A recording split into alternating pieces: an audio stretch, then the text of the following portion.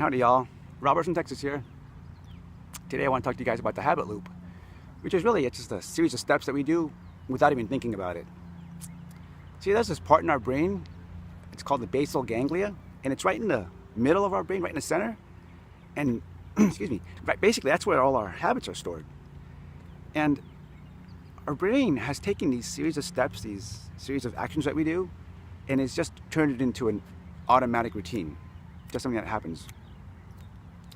For example, like when you brush your teeth in the morning or when you get dressed, you really are doing those things without thinking. Because I mean, are you worried about, is it shoes and then socks, or is it socks and then shoes, right? Or when you're brushing your teeth, do you wet the bristles on a toothbrush before or after the toothpaste? Everybody's different, but you're doing that stuff without thinking about it. And the brain is doing this because it's saving effort. It's becoming more efficient. I mean, really, it's allowing the brain to pay attention to more important things.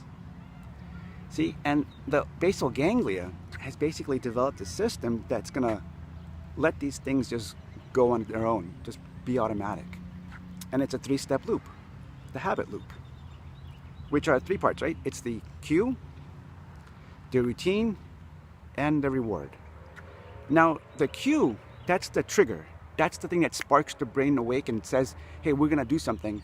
And then it starts to think about what's the habit we're gonna perform, because that's the trigger. This just happened, this just sparked. We're gonna go right into automatic. But what are we gonna do, right? And then there's the routine, which is the actual act or the activity. And it could be a physical activity, or it could be a emotional activity or mental activity, because like all of a sudden something snaps into you and you think of something. And then there's lastly the reward, which our brain starts to think, what did we benefit out of this? What did we get out of this? It just happened, things that we just did. What was it, something worth remembering for the future occurrence? Should I need to particularly remember this particular loop for a future time, right? And what was that cue again? And so it starts to think like that. And it's a constant loop. It's like the reward's there, and it's like, oh yeah, we did this because of that. Let's keep an eye on for that thing, whatever that may be, whatever that cue is, right? And so that's how it goes. It's the cue, then it's the routine, and then it's the reward. And I think about people who used to have real good intentions of exercising in the morning, and they have a real difficult time with it because their routine, their habit loop is quite different from what they want to happen. And these habits, they can be replaced and they can be changed.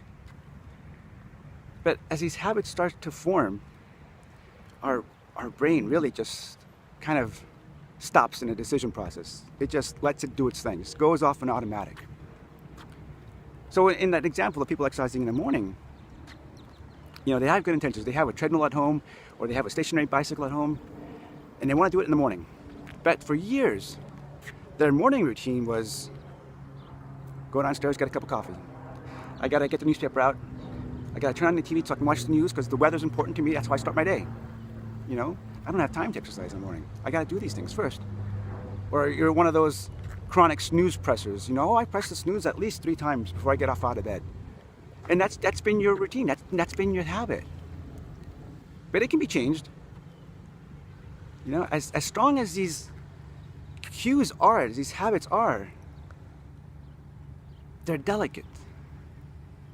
You change the cue, you change that trigger, and the habits can start to change. Your routine can start to change.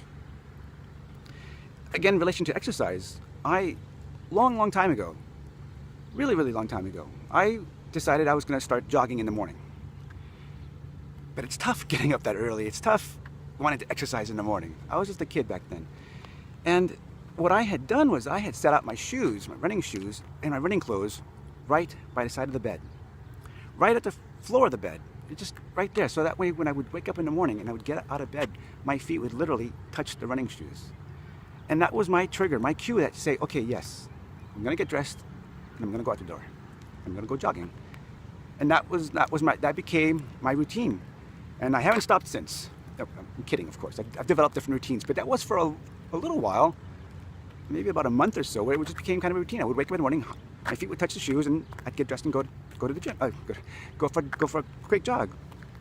And that was my routine. Instead of staying in bed, instead of like going downstairs to see what's for breakfast, instead of turning on the TV, my feet would touch the shoes, and then that was like, oh yeah, I'm gonna go exercise. I'm gonna do a little bit. I'm gonna do something, right?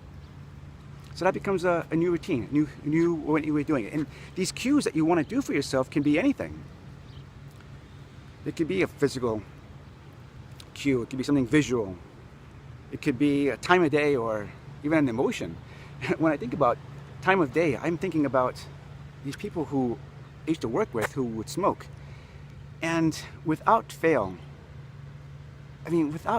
every time, right after lunch, they would have to go out for a smoke.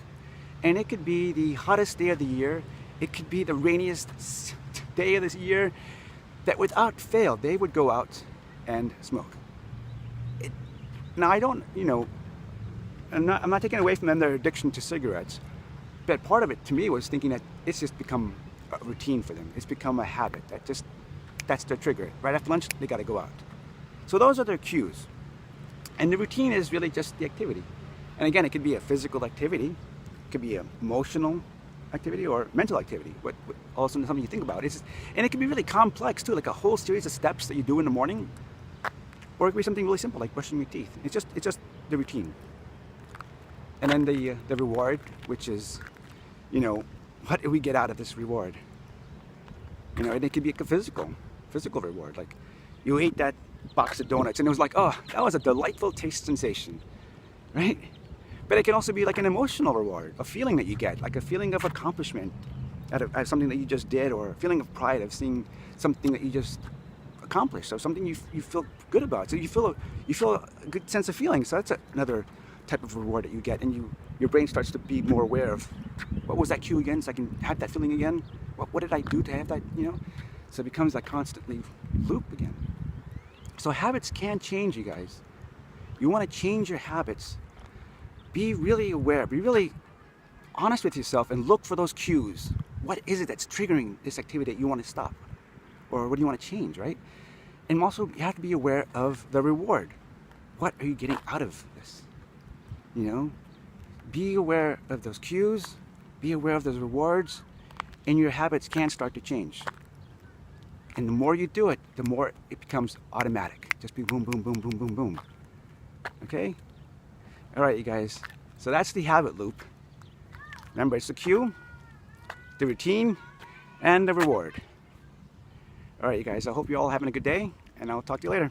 Bye for now.